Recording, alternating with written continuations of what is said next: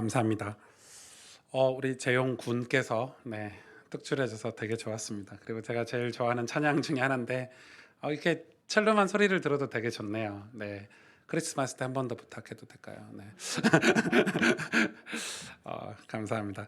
저희도 오후 예배 때 2부 예배 때가 일부 예배하고 조금 일부 예배 때는 성가대도 이제 제법 자리를 잡아가고 있고 한데 이제 2부 예배 때는 성가대도 없고 하다 보니까 이런 특성들 그리고 또 가능하면 뭐 청년들 청소년부들이 성가대를 조직해도 되고 조금씩 또 예배 모습들을 또 갖춰갈 수 있도록 그렇게 기도하면서 섬겨 보도록 하겠습니다. 그러나 이게 뭐 억지로 뭐 강요해서 할 수 있는 건 아니기 때문에 저희가 예배가 얼마나 은혜로운지 또 하나님 얼마나 우리가 찬양하고 하나님께 영광 돌려야 되는지 그런 것들을 애써서 또 노력을 해보도록 하겠습니다. 오늘 저희는 갈라디아서 3장 15절에서 29절 말씀입니다. 좀 길지만 제가 대신 봉독해 드리겠습니다. 형제들아 내가 사람의 예대로 말하노니 사람의 언약이라도 정한 후에는 아무도 패하거나 더하거나 하지 못하느니라. 이 약속들은 아브라함과 그 자손에게 말씀하신 것인데 여럿을 가리켜 그 자손들이라 하지 아니하시고 오직 한 사람을 가리켜 내 자손이라 하셨으니 곧 그리스도라. 내가 이것을 말하노니 하나님께서 미리 정하신 언약을 430년 후에 생긴 율법이 폐기하지 못하고 그 약속을 헛되게 하지 못하리라. 만일 그 유업이 율법에서 난 것이면 약속에서 난 것이 아니니라. 그러나 하나님이 약속으로 말미암아 아브라함에게 주신 것이니라. 그런즉 율법은 무엇이냐? 범법함으로 더하여진 것이라. 천사들을 통하여 한 중보자의 손으로 베푸신 것인데 약속하신 자손이 오시기까지 있을 것이라. 그 중보자는 한 편만 위한 자가 아니나 하나님은 한 분이시니라. 그러면 율법이 하나님의 약속들과 반대되는 것이냐? 결코 그럴 수 없느니라. 만일 능히 살게 하는 율법을 주셨더라면 의가 반드시 율법으로 말미암았으리라. 그러나 성경이 모든 것을 죄 아래 가두었으니 이는 예수 그리스도를 믿음으로 말미암는 약속을 믿는 자에게 주려 함이라. 믿음이 오기 전에 우리는 율법 아래 매인바 되고 계시될 믿음의 때까지 갇혔느니라. 이같이 율법이 우리를 그리스도께로 인도하는 초등교사가 되어 우리로 하여금 믿음으로 말미암아 의롭다함을 얻게 하려 함이라. 믿음이 온 후로는 우리가 초등교사 아래에 있지 아니하도다. 너희가 다 믿음으로 말미암아 그리스도 예수 안에서 하나님의 아들이 되었으니 누구든지 그리스도와 합하기 위하여 세례를 받은 자는 그리스도로 옷 입었느니라. 너희는 유대인이나 헬라인이나 종이나 자유인이나 남자나 여자나 다 그리스도 예수 안에서 하나이니라. 너희가 그리스도의 것이면 곧 아브라함의 자손이요 약속대로 유업을 이을 자니라. 아멘. 이 언약이라는 단어를 조금 살펴보고 오늘 본문을 봐야 될 것 같아요. 왜냐하면 오늘 본문에 이 사람이 15절에 성자들아 내가 사람의 예대로 말하노니 사람의 언약이라도 정한 후에는 아무도 패하거나 더하게 하지 못하는 이렇게 기록하고 있죠. 여기서 이 언약은 이 히브리어로 베리트라고 하거든요. 베리트. 이 베리트가 뭐 자르다, 갈라지다 뭐 이런 뜻이에요. 그러니까 이게 뭐 영어로는 우리가 뭐 언약 이러면은 뭐 제가 뭐 발음이 좋진 않지만 커버넌트 이렇게 얘기하잖아요. 커버넌트는 이 말로 하는 약속인데 사실 커버넌트보다는 더 이 언약이라는 단어를 보수 신학에서 쓰는 단어는 테스트먼트라고 쓰거든요. 그게 이제 유언, 유서, 계약 이런 단어예요. 그래서 여러분 신약 성경을 우리가 더 뉴 테스트먼트 이렇게 하잖아요. 그러니까 이 새로운 언약, 새 언약 이렇게 얘기를 할 때 쓴단 말이에요. 그래서 언약이란 이 단어가 갈라지다, 뭐 이렇게 자르다 이런 뜻이 있는데 유언하다 뭐 이런 뜻이 있단 말이에요. 근데 이게 고대 근동 지방에 이 언약이란 단어, 이 메리트를 어떻게 사용했느냐를 살펴봐야 되겠죠. 그게 굉장히 중요하단 말이에요. 그런데 이 언약이라는 단어를 왜 자르다, 뭐 갈라지게 하다 이런 단어를 썼을까 이렇게 궁금해서 살펴보면 주로 그 당시에는 지금처럼 이렇게 나라를 이룬 시대가 아니잖아요. 주로 부족 국가나 뭐 가문의 국가 이렇게 이루던 시절인데 부족끼리 얼마나 많이 이 땅을 차지하려고 다투고 자기의 그 국가를 확장하려고 많이 다퉜어요. 그런데 싸우다 지쳐가지고 이제 우리 그만 싸우자, 우리 화해하자. 그럴 때 이 언약이라는 단어를 쓴 거예요. 그래서 부족의 대표들이 와서 짐승의 배를 이렇게 가르는 거예요. 그래서 짐승의 배를 같이 걸어가기도 하고, 또 우리가 다시 싸울 때는, 누군가 먼저 공격할 때는 이 짐승처럼 너희도 잘라지고 생명을 잃게 될 것이다라는 약간 엄청 무서운 그런 거죠. 사실은 이 언약을 어겼을 때는, 누군가 이 언약을 어겼을 때는 이게 짐승이 잘라지듯이 생명을 담보로 하는 언약, 이렇게 표현할 수 있겠죠. 이 부족끼리 그런 언약식을 하고 나면 주로 그 뒤에 한 게 뭐죠?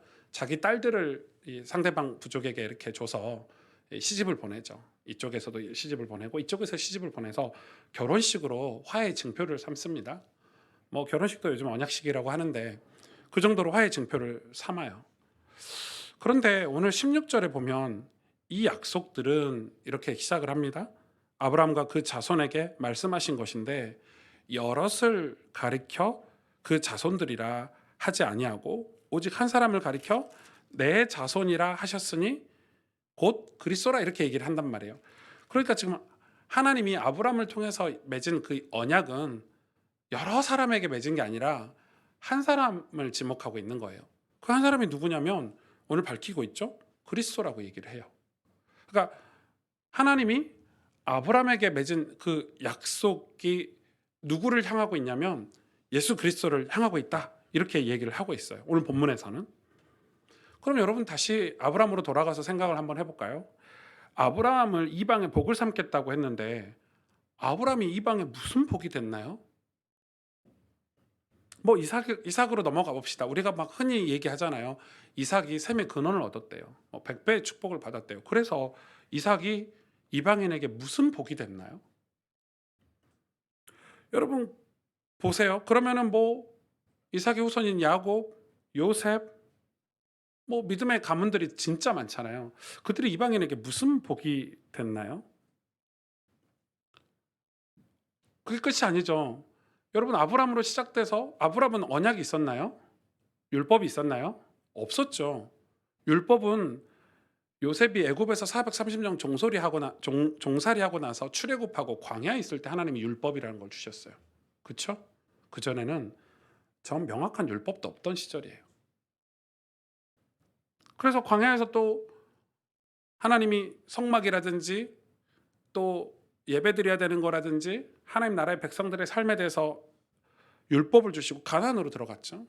여호수아 갈렙을 통해서. 이 구약의 모든 일정들, 사건들, 이게 다 뭘 설명하려는 걸까요?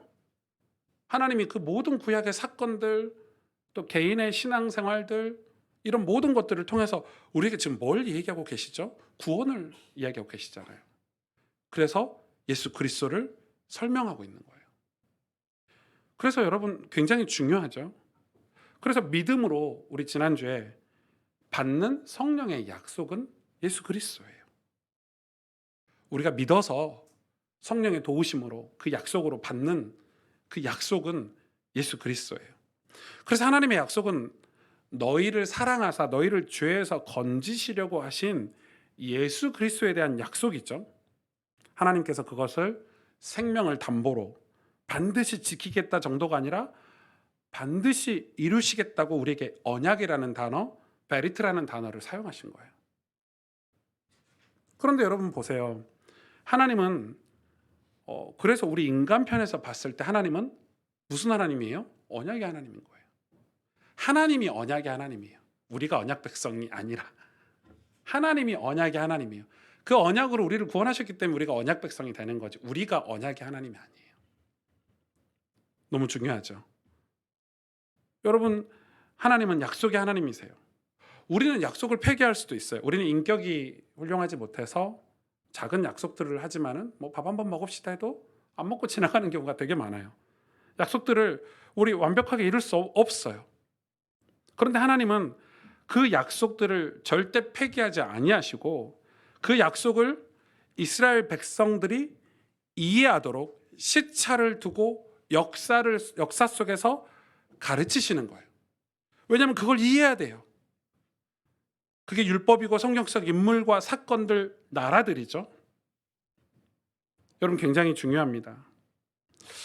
저는 제가 이 IQ가 몇인지 잘 모르겠지만 머리가 그렇게 좋은 편은 아닌 것 같아요. 살면서 보니까.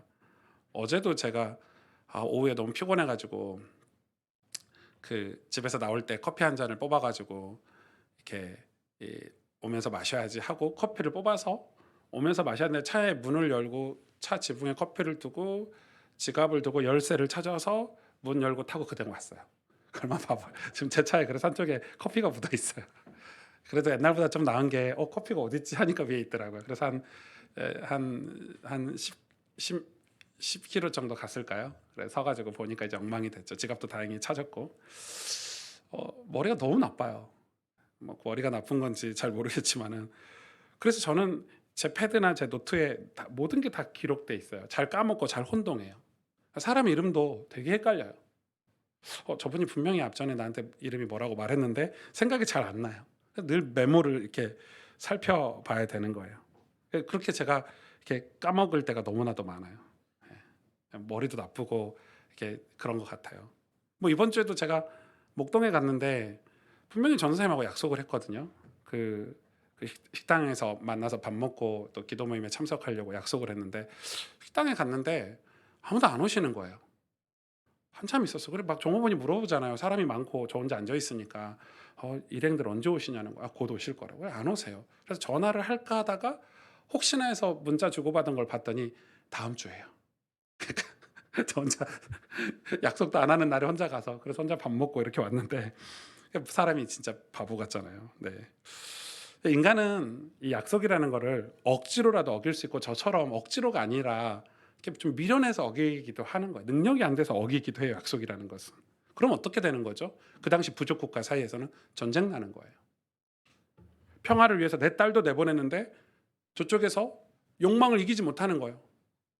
나라를 더 확장하고 싶고 혹시 나라를 확장하고 싶은 야망, 욕망 때문에라도 전쟁을 일으키기도 하지만 또 어떤 부족들은 너무너무 배가 고픈데 저 옆 부족에는 양식이 많은 거. 그래서 전쟁을 일으키기도 해요. 여러분 전쟁이 꼭 악한 동기로만 이렇게 일으키지는 않더라고요. 그래서 내 딸을 보냈지만 내 딸의 희생을 감수하고 전쟁을 일으키는 거예요. 그럼 어떻게 되죠? 원수되는 거예요. 원수되고 싸우는 거고.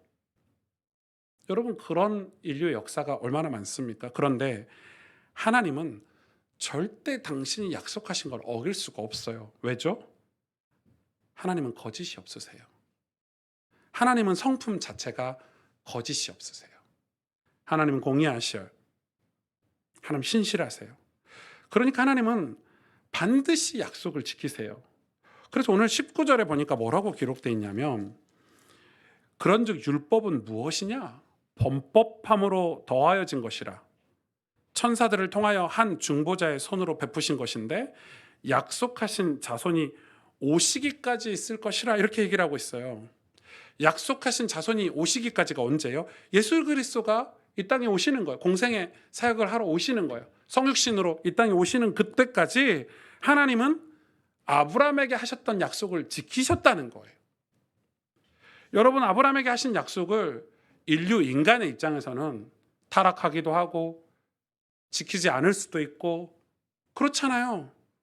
그런데 하나님은 그 약속을 지키시기 위해서 이 백성에게 믿음을 주기도 하고 포로로 끌려가서 기도하기도 하고 연단하기도 하고 광야로 내몰기도 하고 그래서 하나님은 당신이 우리를 구원하시려고 약속하신 그리스도에 대한 약속을 언약을 이루시는 거예요.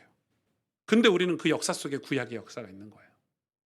그런데 이스라엘 백성들은 그 구약의 역사 속에서 자기들이 만든 전통, 그 하나님이 하셨던 일 속에서 자기들이 만든 어떤 의식들을 율법이라고 지금 강요하고 있다 이 말이에요.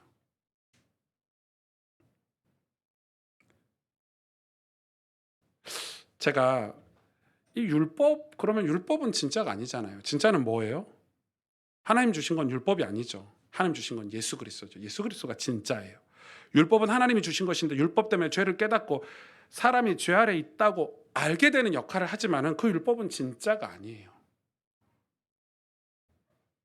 여러분 우리나라에 만약에 살인죄가 없다고 생각하면 살인했는데 아무런 그 법적으로 제재를 받지 않는다면 여러분 어떡하실 거예요?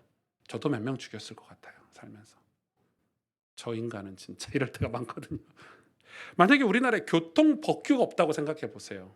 그럼 여러분 우리나라 사람들이 선해서 양심적이어서 아유 먼저 가세요, 먼저 가세요 할 것 같으세요?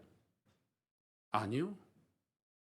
저 이번 주에도 그 조그만 골목길을 차로 가는데 제가 앞에서 차가 오길래 양보를 했거든요. 계속 가요. 한 대도 안 멈춰요. 나 바빠 죽겠는데. 그게 우리나라 인간 사람들이에요. 그러니까 싱가포르에 가면 제가 싱가포르에 갔을 때 그 바닥에 껌자국이 없다고 해서 바닥만 쳐다보고 걸은 적이 있는데 진짜 껌자국이 없더라고. 껌도 안 팔고. 그래서 저는 싱가포르 사람들이 깨끗하구나, 바르구나. 여러분 그렇게 생각하시죠? 아니에요. 싱가포르에서 껌 뱉으면 껌 바닥에 뱉으면 태형 맞아야 돼요. 진짜로. 그런 법이 있는 나라예요. 태형이라는 법이. 여러분 미국 사람들은 인격이 훌륭해 가지고 교통법규를 그렇게 잘 지킵니까? 미국 사람들은 진짜 교통을 잘 지키거든요. 스탑 사인 이런 거 다 잘 지켜요. 그리고 하이웨이에서도 도로가 진짜 스무스하게 쭉 이렇게 가요, 다들. 우리 한국은 안 그렇잖아요. 막 빠르게도 가고 이러잖아요. 그래서 미국 사람들이 여유가 있고 젠틀하니까 교통법규를 잘 지키나요? 아니에요, 여러분. 왜 잘 지키죠? 범칙금이 교통 범칙금이 3-40만 원씩 해요. 상상을 초월하게 비싸요. 그 범칙금 걸리면 3-40만 원씩 내야 되는데 여러분 불법 주차하면 30만 원 낸다면 여러분 불법 주차 하시겠어요? 우리가 한 4-5만 원이니까 급할 때 불법 주차도 할 수 있는 거예요. 그 정도 내야지 하고 감수하고. 근데 3-40만 원 불법 주차 그 범칙금이면 절대 불법 주차 안 해요. 50km 불평도 안 하고 50km 맞춰서 가실 거예요. 여러분 법이 그렇게 중요한 거예요. 법은 무슨 역할을 하죠? 우리 죄를 억제해 주는 역할을 해요. 그것과 동시에 우리가 죄인이구나 깨닫게도 해줘요. 범법을 했을 때. 여러분 법을 어겼을 때는 내가 죄인이라고 깨닫는 거예요. 그 법이 있어서. 그렇죠? 그런데 진짜가 오셨어요. 이분은 율법의 완성으로 오셨어요. 아브라함에게 주셨던 약속, 지금도 믿는 자에게 주시는 성령의 약속, 예수 그리스도가 오셨단 말이에요. 그분만 진짜 우리의 구원자이시며 하나님과 우리 사이를 중보하시는 진짜 중보자이신 예수 그리스도가 우리에게 오셨다는 거예요. 자, 오늘 본문으로 다시 들어가면 23절에 재밌는 표현이 있어요. 믿음이 오기 전에는 우리는 율법 아래 매임받고 계시될 믿음의 때까지 갇혔느니라. 이 믿음은 뭐예요? 예수님이 오셨다는 거예요. 예수님이 오셨다는 거예요. 그런데 이 믿음이 오기 전에는, 그러니까 구약을 이야기하고 있죠. 이 구약에는 율법 아래 매임받았고 계시될 믿음의 때, 이건 예수님이 오셔서 생기는 믿음이거든요. 새 언약이라고 해요, 보통. 그때까지 갇혔다라고 표현을 했어요. 그러니까 구약은 지금 갇혀 있는 거예요. 그러면 갇혀 있으니까, 계시될 믿음의 때까지 갇혀 있으니까 이 사람들은 예수님 못 믿습니까? 아니라는 거예요. 그러면서 뭐라고 얘기합니까? 그 구약 때 받았던 율법을 초등교사래요. 초등교사. 여러분 초등교사를 무시하는 발언인 것 같지만 중요하게 생각해 볼까요? 우리가 보통 처음 학교를 가면 초등학교라고 하잖아요. 그 수준인 거예요. 기초를 배우는 학교. 그런데 그때도 그 율법이 우리를 그리스도께로 인도한다고 성경은 지금 증거하고 있는 거예요. 그러니까 구약의 율법으로도 믿음으로 의롭다함을 받을 수 있다라고 얘기를 해주는 거예요. 저는 이 부분이 엄청 중요하다고 생각해요. 여러분 이 구약적인 개념을 이해를 해야 지금 오늘날 우리 신앙생활을 진짜 잘할 수 있다고 저는 생각하는 사람이에요. 왜 이게 중요하냐? 지금 바울이 말한 믿음은 예수 그리스도를 믿는 믿음이잖아요. 그런데 예수님이 오셔서 맺은 새 언약을 말해요. 그럼 구약의 믿음은 예수님을 믿지 못하는 믿음인가? 아니라는 거예요. 그 율법을 통해서도 그리스도께 안내해 주셨다는 거예요. 이 개념은 굉장히 중요한 이 개념을, 성경을 볼 때 개념을 가지고 있어요. 그래서 우리가 보통 성경학자들이 성경을 볼 때 세 가지 개념을 갖춰야 된다고 해요. 하나는 공간 개념이에요. 공간. 성경 안에 공간. 여기는 지금 애굽에서의 사건이야. 애굽이라는 공간.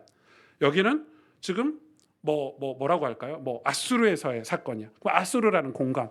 그러면 그 아수르에 대한 고대 근동 지방의 그런 아수르에 대한 연구가 있어야 그 성경 해석을 바르게 할 수 있다라는 거예요. 또 하나 중요한 게 이 역사 개념이에요. 역사가 엄청 중요하잖아요. 이 공간과 또 다른 게 역사인데 성경은 다 역사적인 개념으로 가 있어요. 그래서 우리가 왜 예수님이 2000년 전에 오셨는가? 우리가 이야기하잖아요. 왜 루터가 종교개혁을 했을 때 그 역사가 왜 중요한가? 그때 교황과 이 독일의 성주들이 서로 사이가 좋지 않았구나.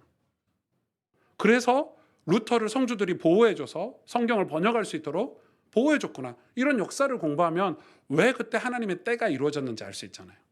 그리고 세 번째 진짜 중요한 거예요. 제가 오늘 드리려고 하는 말씀은 시간 개념이에요. 시간이라는 거 이렇게 나열돼 있잖아요. 시간은 성경이 시간 개념으로 나열돼 있잖아요. 하나님이 창조하실 때부터 예수님이 재림할 때까지 쭉 나열돼 있어요. 역사 개념과 조금 다르죠. 시간 개념으로 나열이 돼 있단 말이에요. 이게 왜 중요하냐? 우리는 지금 창조 때부터 주님 재림하실 때까지 과거, 현재, 미래가 다 담긴 성경을 보고 있는 거예요. 그래서 종종 성경을 보는데 우리 성도님들이, 목회자들이 헷갈리고 어려워하는 부분이 있어요. 이 개념이 없다 보니까 우리가 성경을 보면서 예를 들어서 여러분 보십시다. 재림주 대신 종말론에 관한 성경 요한계시록으로 우리가 설교를 하다 보면 재림 때는 이런 일이 벌어지겠구나. 재림을 이렇게 준비해야 되겠구나. 다 이해는 해요. 그런데 내 삶에 어떻게 적용을 해야 될지 모르는 거예요. 아니 천년왕국이 있다는데 성도들끼리 이런 거 다투잖아요. 신학생들끼리. 전천년설, 후천년설, 무천년설 막 다툰단 말이에요. 그런데 그걸 내 삶에 어떻게 적용해야 될지는 모르는 거예요. 그걸 어떻게 믿고 뭘 준비해야 될지는 몰라요. 시간 개념이 없다 보니까. 아브람을 볼까요? 아브람이 갈대아 우르에서 부름을 받아 믿음의 조상이 되는 인생을 스타트했잖아요. 처음 봤을 때 여러분 아브람 어땠어요? 믿음이 없어요. 볼품 없었어요. 형편없는 사람이었어요.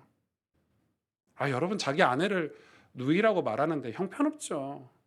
하나님 가라는 곳으로 안 가고 자꾸 애굽으로 먹을 거 많은 애굽으로 자꾸 내려갔잖아요. 문명을 쫓아서. 형편없었죠. 그런데 나중에 아브람이 갑자기 이삭을 바칠 정도로 믿음의 사람, 순종의 사람이 됐단 말이에요. 훌륭하고 존경받을 믿음의 아버지가 됐단 말이에요. 그러면 우리 신앙도 마찬가지 아닐까요? 우리 신앙도 처음에는 어려운 게 정상이에요. 여러분, 교회도 처음에는 어려운 게 정상이에요. 그러나 그 처음 신앙이 하찮지는 않다는 거예요. 지금 바울이 그 이야기를 하고 있는 거예요. 예수님이 오시기 전, 그러니까 믿음이 오기 전 구약은 매우 중요해. 하찮은 게 아니야. 우리나라 믿음이 처음엔 어떤 믿음이었죠? 저도 그때를 경험해보지 않았지만 자료를 보니까 진짜 가난했어요. 그리고 외세 침입이 많았잖아요. 그리고 병이 많았어요. 농사를 짓는 게 전부였어요. 그래서 비가 내리지 않으면 다 굶었어야 돼요. 그 당시 평균 연령이 55세, 54세 이랬어요. 그러니까 환갑잔치 못하고 돌아가시는 분이 절반 이상이에요. 환갑잔치 하면은 진짜 오래 산 거예요. 제가 그 시절로 가면 저는 어른이에요, 어른. 제 나이는. 지금은 중간 정도밖에 안 되지만은 지금은 여러분 환갑잔치 하면 큰일 납니다. 100세 시대라서. 근데 그때는 그렇게 어려웠어요. 먹을 게 없던 시절이에요. 그런데 그럴 때 복음이 왔어요. 성경이 우리나라에 들어왔어요. 어떻게 했어요? 눈물로 기도했죠. 배고프니까. 나라가 병들었으니까. 나라를 외세 빼앗길 환경이니까 나라를 지켜달라고, 내 가족들 지켜달라고, 우리 아이들 굶지 않게 달라고 새벽마다 기도하던 시절이에요. 지금은요. 왜 기도해야 되는지를 몰라요. 왜 예배 드려야 되는지 몰라요, 주일날. 그때는 예배 드리면 하루 일을 못 했잖아요. 그러면 손해보는 느낌이 있어요. 그쵸? 하루 농사를 지어야 되는데 일을 못하면 손해봐요. 그런데도 예배를 드렸어요. 목숨 걸고 예배 드리는 거예요. 생명 걸고 하루 일당 안 벌고 예배 드리는 거예요. 근데 지금은 왜 예배 드려야 되는지를 몰라요. 그때는 설교가 어떤 설교였어요? 적용해 주는 설교가 전부였어요. 이렇게 기도해라. 이렇게 신앙생활해라. 이렇게 해라. 저렇게 해라. 왜? 가르쳐 줄 게 없어요. 가르쳐 줄 게 없어요. 너무 가난하고 병들었기 때문에. 여러분, 제가 바르디아에 가서 하나님 말씀을 해석해 가지고 이렇게 설교 못 해요. 그 친구들한테는 예수님 이야기하는 게 지금 전부예요. 그리고 소망을 가져라, 희망을 가져라 얘기해 주는 게 전부예요. 그래서 그런 설교가 지금도 유행이에요. 뭔가를 적용해 주는 거, 주제 설교. 그래서 제가 이 목사 안수 받을 때 그 안수위원들이 이렇게 면접하잖아요. 선배들이 이 설교 말씀을 성도들에게 잘 적용해 주는 목사가 이 교회를 잘 목회한다는 암묵적인 룰 이런 걸 얘기해 주시더라고요. 저는 좀 반대예요. 저는 확실히 반대예요. 왜냐하면 지금 기독교는 그 시절의 기독교가 아니에요. 확실히 아니에요. 지금 한국 기독교는 신학도 발전했고요. 가난하고 병든 사람들을 돌볼 수 있는 수준 높은 의식을 가진 사람들이 모인 공동체예요. 잘 들어보세요. 지금은 병 걸려서 배고파서 믿는 시대가 아니에요. 병 걸리면은 삼성병원 가면 되고 현대병원 가면 되고 세브란스 병원 가면 돼요.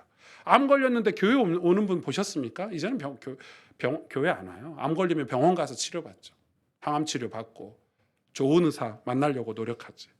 배고프면 이제는 일하면 돼요. 배고프면 이제 일하면 돼요. 교회 오지 않아요. 그런데 자꾸 교회는 이렇게 저렇게 살라고 적용해 주는 거예요. 편하죠. 그런데 자꾸 적용을 해주다 보면, 획일화된 적용을 해주다 보면 편한데 믿음에서는 멀어진다니까요, 여러분. 왜냐하면 신앙의 수준이 달라졌어요. 아브라함이 아니고 지금은 아브라함이에요.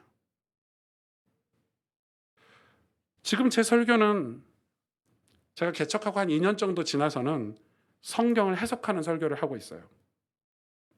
왜냐하면 정말 설교 자료들이 많아요. 그래서 이 본문의 텍스트를 연구하고 하나님 뜻이 무엇인지 해석해서 저는 청중들에게 던지는 거예요. 그러면 여러분은, 청중은 하나님의 뜻을 받아서 이걸 순종하려고 노력해야 되는 거예요. 이걸 순종하는 과정 속에서 묵상이라는 것도 필요하고, 순종하는 과정 속에서 성령의 도우심, 가르침이 필요하니까 기도도 하는 거예요. 그래서 이걸 순종해야 되는데 내 삶에 어떻게 적용할까? 그건 개인의 몫이에요. 진리는 변하지 않고 하나죠. 하나님은 한 분 하나님이에요. 오늘 바울도 똑같은 얘기를 하고 있어요. 하나님은 한 분 하나님이세요. 그러나 율법은 계속 바뀌어 왔어요. 구약에. 하나님은 한 분이세요. 예수 그리스도, 진리는 하나예요. 그러나 그걸 믿고 살아가는 삶은 다양해요. 다양해요. 50년 전에 어머니들이 매일 새벽기도 했지만 지금은요, 힘들어요. 그때는 목회자들이 공부도 안 했어요. 그냥 성경만 읽어주면 좋아했어요. 왜냐하면 성도들이 처음 들어보는 거니까. 그러나 지금은 목회자들이 성경 말씀을 해석하고 전달할 뿐만 아니라 자기가 전달할 말씀을 살아내야 돼요. 그래서 말씀과 삶이 일치돼야 되는 시절이에요. 저는 그렇게 믿어요. 설교를 잘한다는 거 포함, 설교를 잘한다는 거에는 그 목회자들의 삶이 반드시 포함되어 있어야 돼요. 여러분, 그러면 코미디언이나 달변가들이 목회하면 다 성공하게요?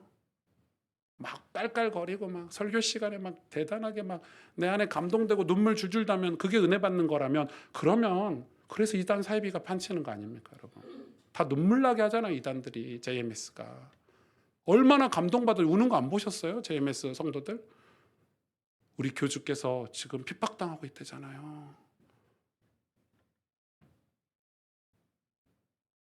그건 은혜가 아니에요, 여러분. 성도들도 말씀을 순종해서 살려고 해야 돼요. 그게 수준 높은 크리스찬의 삶이에요. 그거 자체가 복이에요. 그래서 적용은 근데 다 다를 수 있어요. 어떤 분은 하루 10분만 기도해도 하나님 기뻐하신 분이 계실 거예요. 그러나 어떤 분은 그 정도로 안 되는 분들도 계세요. 여러분, 이삭이 다르고 야곱이 다르고 요셉이 다르고 여호수아가 다르고 갈렙이 달라요. 그런데 목사님들은 내가 이렇게 해봤는데 너희도 이렇게 해라고 강요한다면 그건 어떤 시대인가요? 그거는 율법이 아직 생기기 전 율법의 역할인 거예요. 너무 중요하죠. 제가 바르디아에 갔는데 바르디아에 갔더니 가르칠 게 너무 많아요. 우리 강 목사님이랑 예배 드리는데 이 예배당은 이 한 100명이나 들어가면 앉을 수 있는 조그만 건데 애들이 한 200~300명 왔어요. 그럼 우리 같으면 생각이 들잖아요. 애들을 나눠서 1, 2부로 하면 안 되나? 근데 그 아이들 보니까 실제 막 3살짜리, 2살짜리도 있고 청소년들도 있어요. 그럼 나눠야지. 설교 대상이 달라. 그래서 저희가 끝나고 조심스럽게 그 전사님 보고 그 예배 시간 어떻게 드리니까 다 같이 드린대요.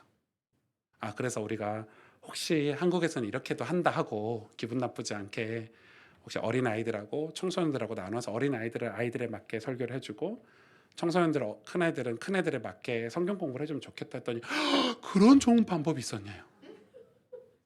당연한 건데 그 정도로 무지해요. 실제로 잘 몰라요. 그렇게 가르쳐 주는 거예요. 그렇다고 해서 그 사람들이 믿음이 없거나 구원을 못 받았거나 그건 아닌 거예요. 자, 오늘 본문에 믿음이 온 후로는 이렇게 또 시작해요. 보세요. 그게 몇 절이에요? 25절이에요. 믿음이 온 후로는 우리가 초등교사 아래 있지 아니하도다. 너희가 다 믿음으로 말미암아 그리스도 예수 안에서 하나님의 아들이 되었으니 누구든지 그리스도와 합하기 위하여 세례를 받은 자는 그리스도로 옷 입었느니라. 28절이 핵심 구절이거든요. 너희는 유대인이나 헬라인이나 종이나 자유인이나 남자나 여자나 다 그리스도 예수 안에서 하나이니라. 아멘. 믿음이 오고 나서는 우리가 그리스도와 연합하게 됐는데 연합하고 나서의 우리의 모습은 그리스도 안에서 다 하나라는 거예요. 종이나 자유인이나 헬라인이나 이방인이나 아니면 유대인이나 나이가 있건 없건 남자건 여자건 다 하나라는 거예요.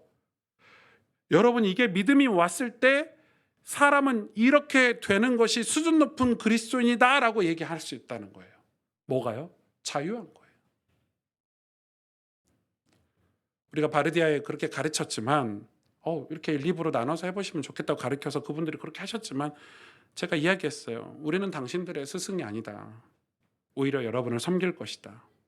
제가 겸손해서가 아니라 우리는 그리스도로부터 그런 은혜를 받았다. 그 사랑을 알게 됐다. 그 사랑을 알고 나니까 당신이나 우리나 다 같은 형제다. 종이나 자유인이나 남자나 여자나 다 형제고 하나잖아요. 그렇죠? 그리스도를 만나서 변화되고 성장하고 또 쓰임받는 것은 다 다르지만 우리는 하나다. 그래서 이게 기독교가 가장 수준 높은 단계로 갈 수 있는데 어떤 단계예요? 복음을 전하고 전도하고 선교하는데 예수님이 오셔서 우리에게 복음 메시지를 이렇게 라고 가르쳐 주신 적은 없어요. 가서 제자 삼어라. 가서 예수님이 그리스도라고 말해라를 가르쳐 주셨지 실제로 예수님이 가르쳐 주신 건 뭐예요? 제자들에게 발 씻겨줘라. 목회자들 잘 들으셔야 돼요. 설교를 잘하는 게 아니고 가르치는 게 아니고 성도들에게 예수님은 발을 씻겨주라. 또 뭐 하셨어요? 원수를 사랑해라. 또 뭐 하셨어요, 여러분? 예수님은 뭐 하셨어요? 복음을 전하기 위해서. 그게 기독교의 수준이에요. 가장 높은 수준. 그런데 이단 사이비들 특징 아시죠? 이번에 JMS에서 말하는 거 보셨죠? 나는 맞고 너희는 다 틀렸어잖아요. 교회가 그리 되면 세상에서 고립되는 거예요. 예수님이 오셔서 바리새인들의 그것을 깨려고 하셨어요. 바리새인들이 그렇게 살았어요. 율법주의자들이 그렇게 산 거예요. 내가 그동안 지켜왔던 이 전통, 이 음식법, 이 할례법, 이 의식, 거기에는 예수님이 없었어요. 그래서 예수님이 오셔서 그 바리새인들을 깨려고 어부들, 죄인들을 부르셔서 제자 삼았어요. 예수님이 얼마나 답답해 하셨는지 아시죠? 얼마나 머리가 나빴는지. 저보다 더 나쁜 베드로 이런 사람들 데리고 공생에 3년을 가르치셨는데 못 깨달았잖아요. 못 깨달았잖아요. 닭이 울어도 못 깨달았잖아요. 그런데 그렇게 하신 이유가 있어요.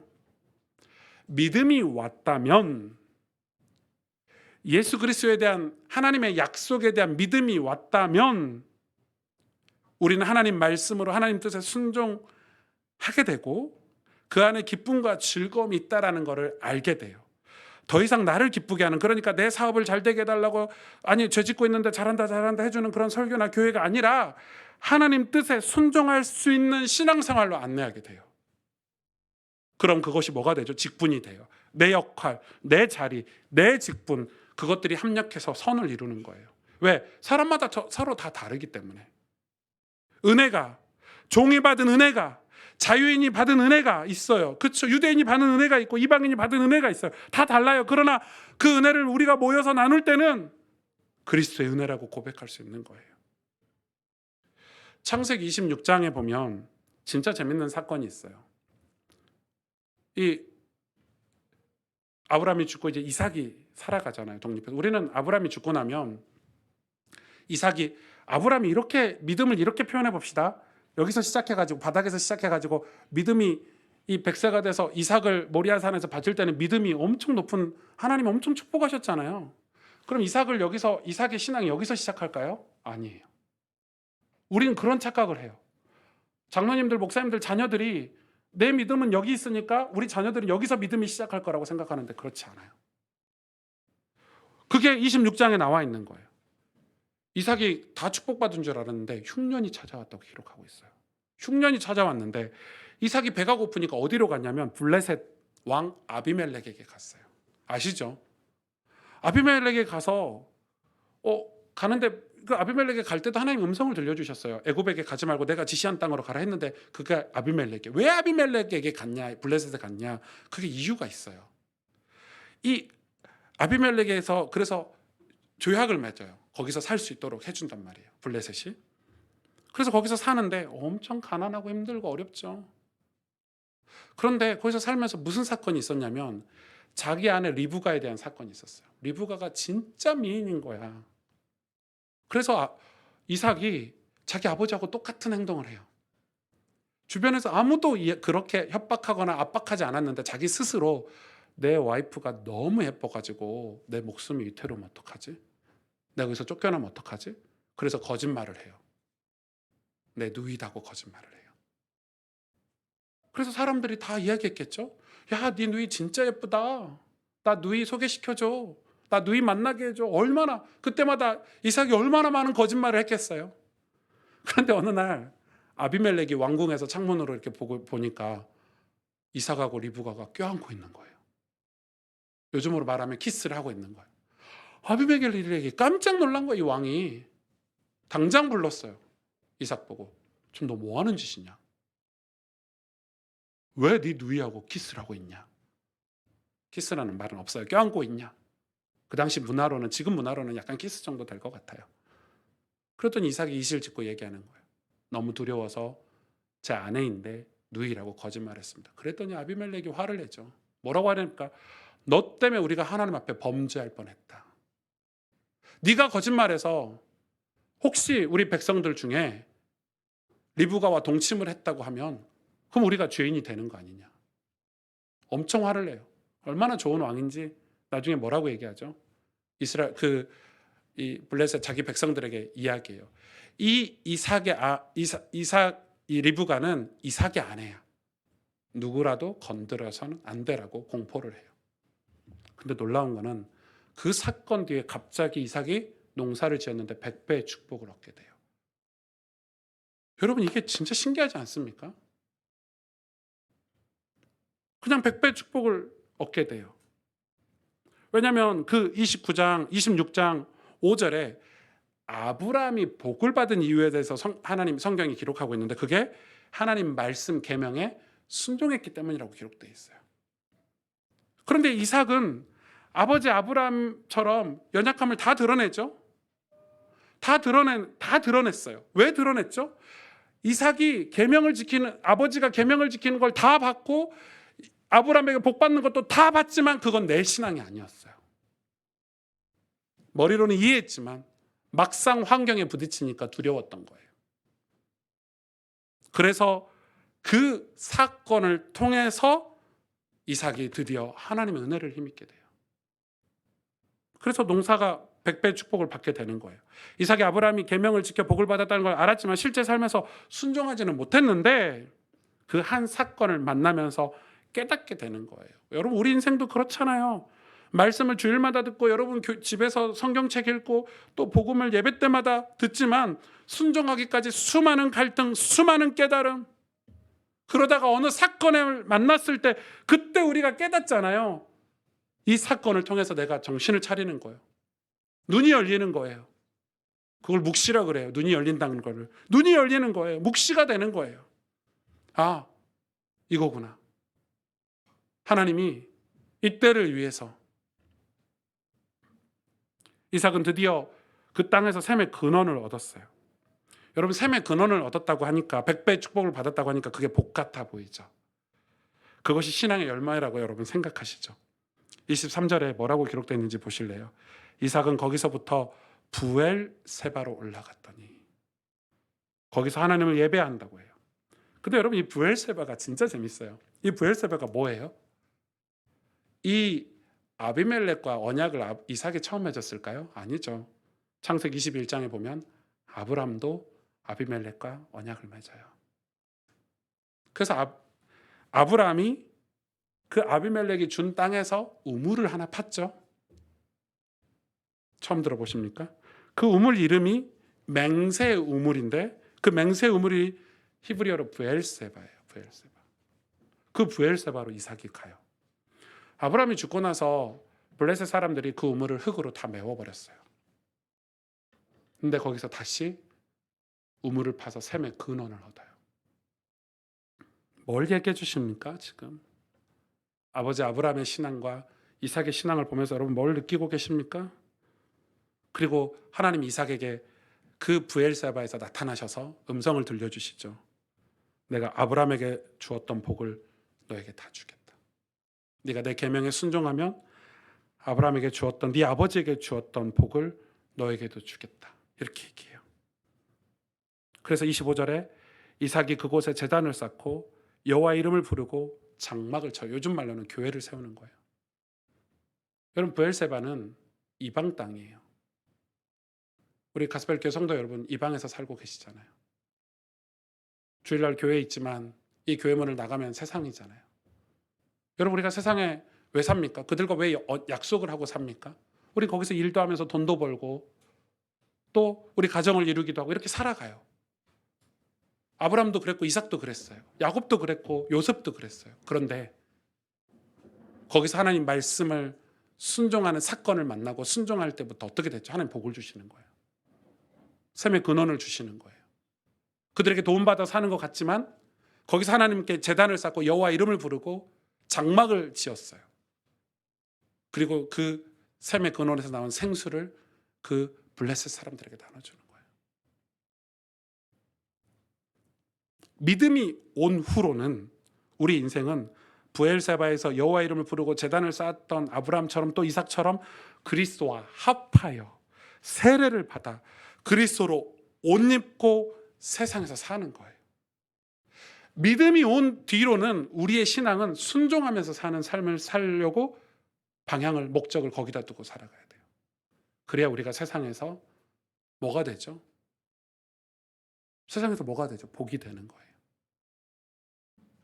우리가 사는 순간에도. 그러나 우리의 방향은 예수 그리스도예요. 세상에도 그리스도가 필요하고 우리에게도 그리스도가 필요해요. 율법을 가진 우리에게도 그리스도가 필요하고 믿지 않는 저들에게도, 이방인 저들에게도 그리스도가 궁극적으로 필요한데 그 과정에서 우리는 그 율법을 지킴으로, 그 그리스도와 연합함으로, 그러니까 믿음이 오기 전에는 율법을 지킴으로, 믿음이 오고 나서는 그리스도와 연합함으로 우리는 그들에게 복이 돼야 되는 거예요. 믿음이 오기를 여러분 축복합니다. 믿음이 왔다면 우리의 수준은 율법이 필요 없는 수준이 되는 거예요. 믿음이 오고 나서 율법이 필요 없어요. 여러분이 교통 법규를 잘 지키는데 교통 법규가 필요가 없어요. 여러분이 깨끗하고 양심적으로 살면 경찰관이 필요가 없겠죠. 예수님과 연합하고 나면은 구약의 율법이 필요가 없을 정도로 살아요. 그러나 예수님에게서 멀어지면 그 율법이 필요해요. 내가 죄를 짓고 있네. 예수님에게서 멀어졌네. 그래서 율법의 역할은 딱 그거예요. 그래서 성경은 믿음이 온 이후의 삶을 우리에게 제시해요. 그게 기독교인의 수준 높은 삶이에요. 제가 수준 높은 삶이라고 했더니 이게 뭐 막 도덕적으로 윤리적으로 수준 높은 삶이 아니라 그리스도와 연합해서 하는 말씀에서 순종해서 사는, 그래서 우리가 헬라인이나 이방인이나 유대인이나 종이나 자유인이나 남자나 여자나 다 하나가 되고 자유하게 되는, 진리가 너희를 알지니 너희가 자유케 되리라는 그런 수준을 얘기하는 거예요. 말씀을 정리하겠습니다. 오늘 본문 29절에 너희가 그리스도의 것이면 곧 아브라함의 자손이요 약속대로 유업을 이을 자니라, 이렇게 말하고 있어요. 천국이라는 엄청난 구원의 열매도 없지만 이 땅에서 자유한다는 거예요. 그리스도와 연합하여 살게 되니 세상 무엇보다 자유하게 돼요. 그리스도인이 자유하다는 건 엄청난 매력이 있다는 말이고 엄청나게 실력이 있다는 말이고 엄청난 축복이 있다는 말이에요. 자유하기 때문에 브엘세바 같은 곳에서 다시 흙으로 막혔던 우물을 파고 거기서 제단을 쌓고 여호와 이름을 부르고 장막을 치면서 살게 되는 거예요. 그래서 저는 그렇게 생각해요. 이 수준이 있는 삶은 우리의 눈이 열렸다는 거잖아요. 눈이 열렸기 때문에 수준이 있는 거잖아요. 눈이 열렸기 때문에 우리가 어디에 억압되지 않는 거잖아요. 묵시가 우리 삶에 들어온 거예요. 우리의 모든 과거, 상처, 죄에서 자유로워지는 거예요. 예수님을 만났더니 자유로워지는 거예요. 이삭이 브엘세바에서 아브라함을 드디어 이해했던 것처럼, 그러니까 해석이 된 거예요. 아브라함이 왜 하나님께 복을 받았는지 해석이 되니까 자기 삶도 해석이 되는 거예요. 내 인생도 해석이 되는 거예요. 하나님의 뜻이 무엇인지 해석이 되는 거예요. 여러분, 해석이 돼야 살아날 수 있어요. 해석이 돼야 순종도 할 수 있어요. 우리 삶에 대한 바른 해석이 돼야 우리가 올바르게도 살 수 있고 그릇되게도 살 수 있는 거예요. 그런데 믿음이 오기 전에는 해석이 안 되는 거죠. 왜 해야 되는지 모르는 거죠. 기도를 왜 해야 되는지, 예배를 왜 드려야 되는지, 왜? 해석이 안 됐어요. 해석이 안 됐어요. 그래서 20년 전, 30년 전 적용을 지금도 하고 있어요. 40년 전, 50년 전 우리나라의 신앙 생활의 그 적용들을 지금도 하고 있어요. 지금은 해석을 해야죠. 지금 우리는 어떻게 살아야 될까? 어떻게 신앙생활 해야 될까? 고민해야 되는 시기인데, 믿음이 온 이후로 우리가 그걸 꿈꾸고 바라보고 소망하면서 살아야 되지 않을까요? 같이 기도하겠습니다.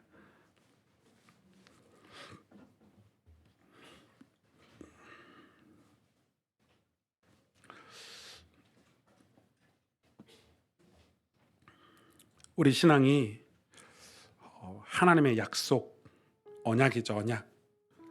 언약이 하나님께서 우리를 이끌어 가시는 것, 우리 개개인에게 구원을 위해서 이끌어 가시지만 하나님은 인류 역사에 또 당신이 약속하신 약속들을 이루기 위해서 우리 개개인을 또 사용하시기도 하세요. 우리 교회를 사용하시기도 하세요. 그런데 우리가 믿음이 오기 전에도 우리는 말씀으로 신앙생활을 했지만은 우리가 믿음이 왔다면 우리 신앙은 더 풍성하게, 더 귀하게 쓰임받을 수 있다고 저는 생각해요. 여러분, 지금 우리는 믿음이 온 후로 이 말씀이 우리 거잖아요. 초등교사 율법이 우리를 인도하고 안내하는 수준이 아니라 이제 예수 그리스도와 완전히 연합해서 예수 그리스도로 옷 입고 세례를 받아서 이제는 자유하게 된 거예요. 이제는 유대인이나 헬라인이나 종이나 자유인이나 남자나 여자나 다 하나가 되는 그런 수준 높은 그리스도인, 성숙한 그리스도인, 그래야 내 인생이 해석이 되는 거예요. 내 삶이 해석이 돼야 돼요. 하나님 말씀 해석이 돼야 내 인생도 해석이 되고, 그러면 내 직분을 감당하게 돼요. 내 자리, 내 역할, 하나님 앞에서 사는 거예요. 여러분, 살아계신 하나님 앞에서 살 수 있는 거예요. 그 해석된 믿음이라야 살아계신 하나님 앞에서 올바르게 하루를 살아도 반듯하게 살 수 있는 거예요. 하나님, 믿음을 우리에게 허락해 주옵소서. 예수 그리스도와 연합하는 믿음을, 예수 그리스도 안에서 자유할 수 있는 믿음을, 하나 되게 하시는 그 믿음을, 그래서 부엘세바 같은 우리 인생에 여호와 이름을 부르고 제단을 쌓고 장막을 짓고 그곳에서 이방인들에게 생수를 나눠주며 살 수 있도록 우리에게 복을 허락해 주옵소서. 우리 합심으로 동성으로 말씀을 붙잡고 함께 기도하겠습니다. 하나님 아버지, 감사합니다. 우리가 얼마나 연약한지, 부족한지